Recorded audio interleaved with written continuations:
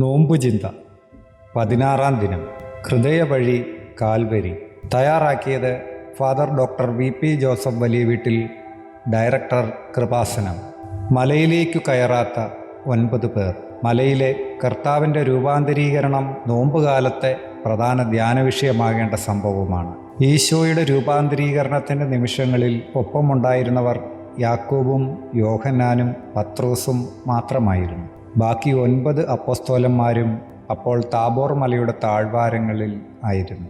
എന്തുകൊണ്ടാണ് ഈ 9 പേരെ മലമുകളിലേക്ക് കൊണ്ടുപോകാതിരുന്നതെന്ന് നമുക്ക് സംശയം തോന്നാം. ഒരുപക്ഷെ ആദ്യം ഈ സംശയമുണ്ടായത് മിക്കവാറും ആ 9 പേർക്ക് തന്നെയാവാം. കർത്താവിൻ്റെ ആദ്യ ശിഷ്യനായ അന്ത്രയോസ് പോലും താബോറിൻ്റെ ഉയരങ്ങളിലേക്ക് എത്താൻ കഴിയാതെ താഴ്വാരങ്ങളിൽ നിർത്തപ്പെട്ടതിൽ നിന്ന് ചില കാര്യങ്ങൾ മനസ്സിലാക്കാനുണ്ട്.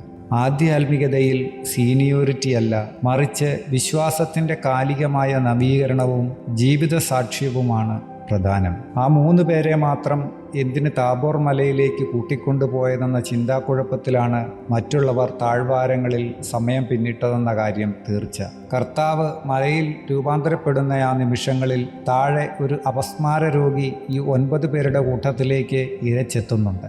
2 സംഭവങ്ങൾ താഴെയും മലമുകളിലുമായി ഒരേ സമയം. താബോറിൻ്റെ ഉയരങ്ങളിൽ സ്വർഗീയമായ രൂപാന്തരീകരണവും കർത്താവിൻ്റെ ദിവ്യത്വവും അപ്പോസ്തലന്മാർ തൊട്ടറിയുന്നു. അതേസമയം താഴെ തങ്ങളുടെ അടുത്തേക്ക് അയക്കപ്പെട്ടയാൾക്ക് തങ്ങൾ ആർജിച്ച വിശ്വാസം കൈമാറാൻ കഴിയാതെ നിസ്സഹായരായി പരിഭ്രമിച്ചു നിൽക്കുന്നു. പൈശാചികമായ ആവാസത്തോടെയാണ് അപസ്മാര രോഗി വന്നതെങ്കിൽ അപ്പോസ്തലന്മാർ അതിനെ ഒഴിപ്പിക്കാൻ തങ്ങൾക്കറിയാവുന്ന രീതികളിലെല്ലാം പ്രാർത്ഥിച്ചിരിക്കും. പക്ഷേ ഒരു ഫലവും കാണുന്നില്ലെന്നതും അവരെ സംഭ്രമിപ്പിച്ചിരിക്കും. അതുകൊണ്ടാണ് അവർ പിന്നീട് ഈശോ തനിച്ചായപ്പോൾ മത്തായിയുടെ സുവിശേഷം 17:19 ഇങ്ങനെ ചോദിക്കുന്നത്: എന്തുകൊണ്ടാണ് ഞങ്ങൾക്ക് അവനെ സുഖപ്പെടുത്താൻ കഴിയാതിരുന്നത്?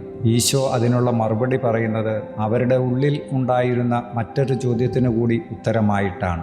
എന്തുകൊണ്ടാണ് യാക്കോബ്, യോഹന്നാൻ, പത്രോസ് എന്നിവരുടെ കൂടെ തങ്ങൾക്കും മറുരൂപ മലയിൽ വരാൻ കഴിയാതിരുന്നത് എന്നതായിരുന്നു ഉള്ളിലെ ചോദ്യം. പുറത്തെ ചോദ്യത്തിനും ഉള്ളിലെ ചോദ്യത്തിനുമായി ഒറ്റ ഉത്തരമാണ് ഈശോ നൽകിയത്: നിങ്ങളുടെ അവിശ്വാസം കൊണ്ട് തന്നെ. ഒരു വ്യക്തിക്ക് വിശ്വാസം വർദ്ധിക്കുന്നതിനനുസരിച്ച് അത് പ്രാർത്ഥനയാക്കി മാറ്റാം. സാധാരണ മനുഷ്യരെല്ലാം വിശ്വാസം പ്രാർത്ഥനയായി തർജ്ജമ ചെയ്യുന്നവരാണ്. പക്ഷേ അതിൻ്റെ അടുത്ത പടി വിശ്വാസം പ്രഖ്യാപിക്കുന്നതാണ്, മറ്റുള്ളവരോട് ഏറ്റുപറയുന്നതാണ്. അതിൻ്റെ അടുത്ത ഘട്ടം വിശ്വാസം പ്രയോഗിക്കുന്നതും. തങ്ങളുടെ വിശ്വാസം മറ്റുള്ള വ്യക്തികളിലേക്ക് കൈമാറാൻ കിട്ടിയ അവസരം ഫലപ്രദമായി പ്രയോഗിക്കുന്നതിൽ അവർ പരാജയപ്പെട്ടു.